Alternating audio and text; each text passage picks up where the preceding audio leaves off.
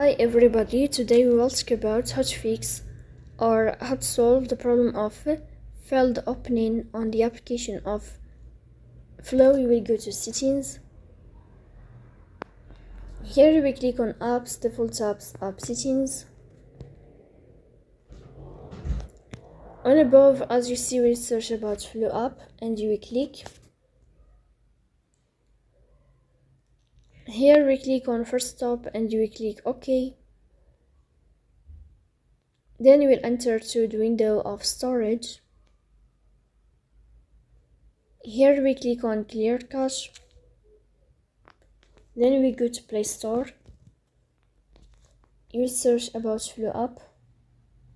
Here we'll uninstall your app and you will install it again to fix that problem.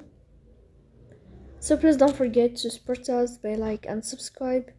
See you next time and thank you for your watching.